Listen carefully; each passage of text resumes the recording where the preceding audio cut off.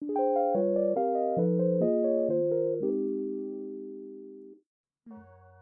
んにちは。明けましておめでとうございます。ほのぼのポッドキャストのほのかです。いかがお過ごしですか？今、2026年の1月8日です。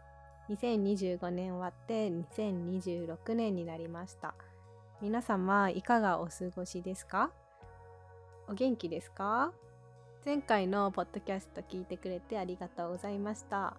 優しいコメントがたくさんあってとっても嬉しかったです。一つ一つ大切に読んでおります。本当にありがとうございます。前回の動画では2025年の振り返りをしました。今回は2026年新しい年になったということで、私がお正月にやったこととか、これからの2026年の目標とか、いろいろなことをお話ししていきたいと思います。皆様、日本に住んでいらっしゃる方はどんなお正月過ごしましたか？初めてのお正月でしたか？それとも何回目かのお正月でしたか？日本のお正月ってとっても特別なものですよね。家族が集まって一緒にご飯を食べたり、ボードゲームをやったりして、あとは初詣に行ったりなんかして一緒に過ごします。まずお正月にやったこと、お正月の出来事を少しシェアしたいと思います。私がお正月にやったこと。お正月の前に年越しをしました。年越しってわかりますか？2025年から2026年になることが年越しです。年をまたぐ、年を越すから年越しって言います。年越し、だいたい時間で言えば、私的な感覚だと年越しっていうのは、そうですね。2025年の12月31日の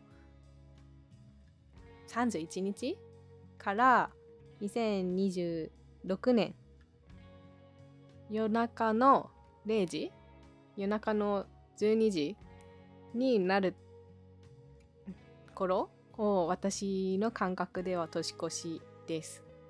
年越しでやったことっていうのは、まず大掃除をしました。大掃除っていうのは大きい掃除って書いて大掃除って言います。普段の掃除、いつもの掃除はただの掃除。大きい掃除だから大掃除です。大掃除では車を洗ったり、あとはいつもならやらないキッチンの油の汚れとかを磨いたりしました。キッチンの汚れって全然なかなか落ちないですよね。ダイソー100均で買ってきた油汚れも落ちますっていうスポンジで、思いっきり力を入れてこすっても全然落ちなかったです。年越しにやったこと、まず大掃除で、2つ目が年越しそばを食べました。年越しそば知ってますか？2025年12月31日にお蕎麦を食べるんです。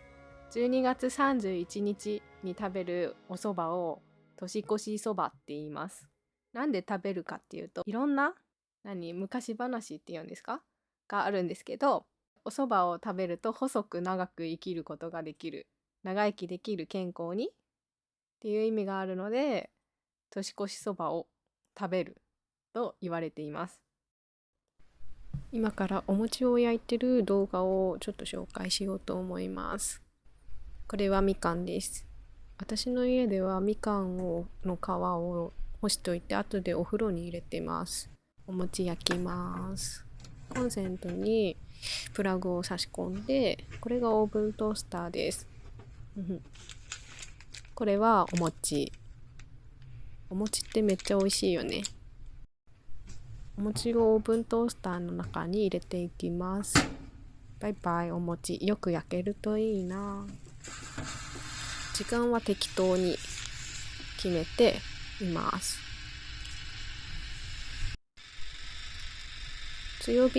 私は強火で焼きました。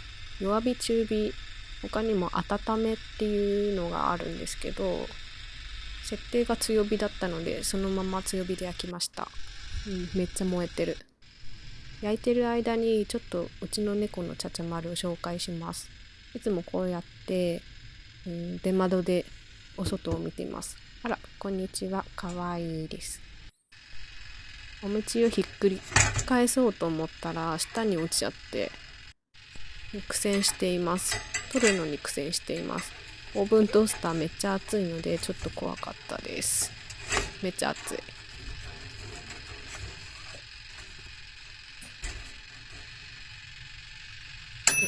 まだ焼けないので引き続き焼いていきます。膨らんできました。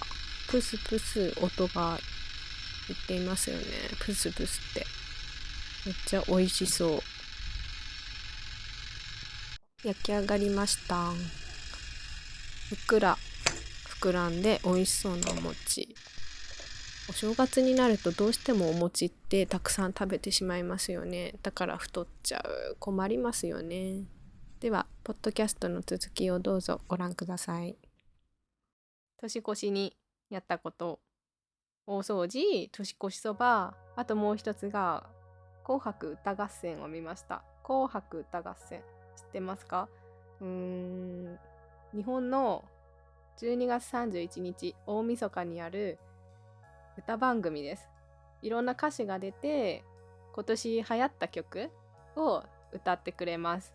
それをこたつに入って寝転びながら見るっていうのが私の家の毎年の恒例行事です。お正月が終わってしまってすごく残念な気持ちです今は。お正月とか年末ってとっても気分がいいですよね。仕事やってる人もいるかもしれないけど、仕事が終わって休みに入って長い休みになって家族と集まってご飯を食べたり掃除をしたり、そんな時間が過ごせるからお正月って私はとっても大好きです。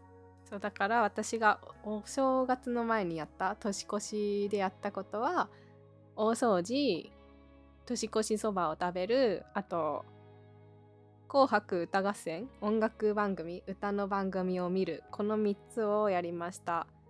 これをやると今年も1年早かったな、今年1年終わるんだな、そんな感じがします。あと年末少し忙しかったです。なぜかというと私のおじいちゃんが倒れてしまって救急車で運ばれたんですね。おじいちゃん95歳なので、いい年齢ですよね。心臓に水が溜まっちゃってそれの手術をするのに救急車で運ばれて病院で今も入院しています。でも手術は成功したので一安心しています。また今度おじいちゃんに会いに行く予定です。確か心臓の血管が細いからその血管を太くするバイパス、心臓にホースを入れる手術をしたって聞きました。手術の値段が1回100万円って聞きましたね。それを2回やるって言ってたので200万円ですね。日本の保険の制度で高額療養費制度っていうのがあるんですけど、それをするともっと少ないお金で手術ができます。だから年末は少し忙しかったです。お正月やったこと、ここからはお正月やったことをお話ししようと思います。お正月、日本のお正月って言ったら何をイメージしますか？例えば初詣、神社に行くことをイメージしますか？あとはおせち料理、お正月の料理をイメージしますか？私の家でも毎年おせち料理を食べます。おせち料理見たこととか聞いたことありますか？おせち料理ね。おせち料理私は結構好きです。いろんな料理があってすごい美味しいですけど結構甘い味の料理が多いです。甘いか酸っぱいかしょっぱいかみたいな。昔はよく家で作っていたんですけど結構手間がかかるので、最近はスーパーで買ってきた料理をお皿によそってお皿に並べて、お皿によそってお皿に並べて食べてます。これが我が家の今年のおせち料理です。お店で買ってきたおせち料理をお皿に並べて食べてます。ね、いろんな種類がありますよね。酢だことか唐揚げとか、唐揚げはうちで作りました。ハムは皆さんご存知ですよね。かまぼこっていうのは魚を潰した料理ですね。であと伊達巻きは卵と魚を混ぜて焼いた料理です。私は伊達巻きが一番おせち料理の中で好きです。大好き。で田作りっていうのは魚と、これはくるみが入ってるんですけど甘いです。美味しい。煮豚はうちで作りました。お母さんが作りましたね。豚肉を、醤油とかみりんとかお酒で煮た豚です。煮た料理です。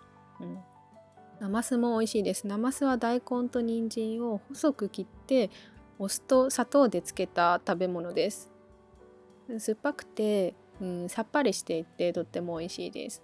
あと黒豆は黒い豆を砂糖とか醤油とかで煮た料理です。これも甘くて美味しいです。汁みたいなやつはお雑煮です。お餅が入っていてとっても美味しい。この一番下の猫用の鶏肉っていうのは、私のお家には猫ちゃんが3匹いるので、お正月ということで特別な料理、鶏肉を茹でて猫ちゃんたちにも美味しい鶏肉を用意しました。我が家のおせち料理はこんな感じです。おせち料理も年々高くなってきてます。昔は箱のセットで買っても1万円くらい、7000円くらいだったんですけど、今はお重箱っていう赤いか黒いかどっちかの色の箱で買うと、今は1万円超えます。1万円とか1万3000円、1万5000円ぐらい、ちゃんとしたセットだとそのぐらいします。作ると時間がかかるので買うようになりました。スーパーで買うともっと安いかな。おせち料理っていろんな意味が込められているので調べてみてください。例えば黒豆なら豆に生きるとか、頭が良くなるとか、そんな願いが込められています。料理一つ一つに願いが込められてます。昆布巻きなら喜ぶと昆布っていう発音が似てるから喜びがたくさんあるっていう、そんな願いが込められた料理です。もし日本にお正月に来ることがあったらスーパーに行ってみてください。おせち料理がたくさん並んでるので一回食べてみてください。でも大体甘いかしょっぱいか、あとは酸っぱいかのどれかの味です。なんで甘いしょっぱい酸っぱいの味になってるかというと、昔の人ってお正月三が日1日2日3日は家事をしない。家事っていうのは料理とか洗濯とか掃除をしないっていうルールみたいなものが昔はありました。伝統文化みたいな。だから火を使わない、料理しないためにその3日かけておせち料理を食べるんです。毎日同じ。だからいろんな料理がお弁当の箱に詰まってて、それで腐らないために味を甘くしたりしょっぱくしたり酸っぱくしたりして味をしっかりつけて、料理が腐らないように、甘いしょっぱい酸っぱい、この強い味になってます。初詣にも行きました。神社にお参りに行きました。神社にお参りに行くとやることって皆さん何ですか？お参り、願い事、あとはおみくじ、あとはお守りを買う。結構いろんなことがありますよね。私もおみくじを引きました。かわいいおみくじを引きました。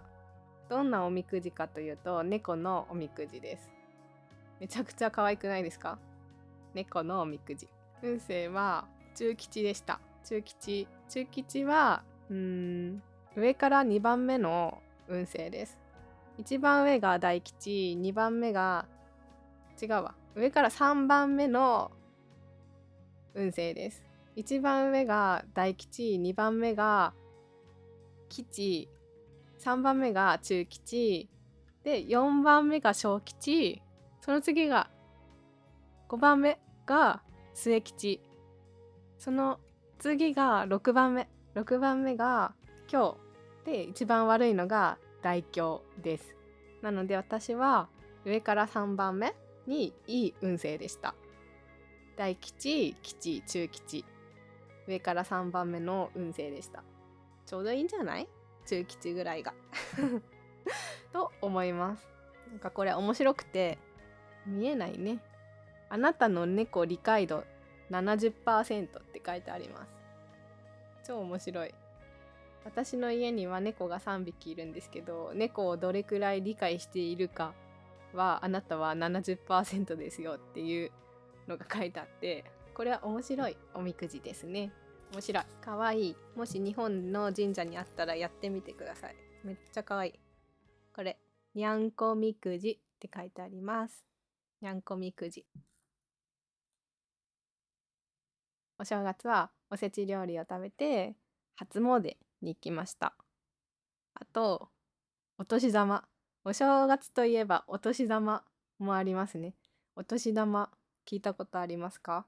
お年玉は、お父さんとかおじいちゃん、お父さんとかお母さんとかおじいちゃんとかおばあちゃんが孫とか自分の子供にお金をあげることです。お年玉。でも私の家にはもう子供は大きくなったのでお年玉はありません。おじいちゃんおばあちゃんからもうもらえません。自分で働いてるからね、もうお金をもらうことはありません。子供の頃はお年玉すごく嬉しかったです。私には姪っ子がいるんですけど、小学生の姪っ子ちゃんにいくらお年玉をあげるかみたいな論争が起きました。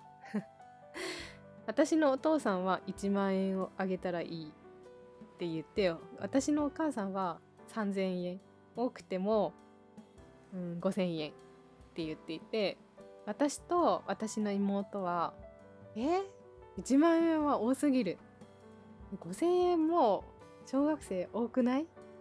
多くて3000円だよ、自分の時は2000円ぐらいだったよねみたいな、ちょっとなんかお年玉論争、いくらあげるみたいな感じで言い合いになりました。皆さんの国ではお年玉ってありましたか？いくらが相場？だいたいいくらが普通でしたか？小学生、中学生、高校生、だいたいいくらぐらいですか？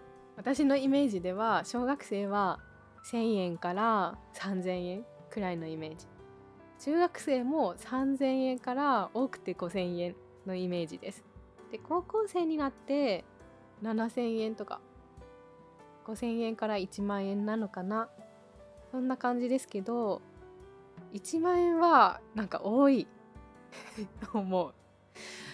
1万円って多くないですか？1万円多いと思います。もらう側はすごく嬉しいけどね。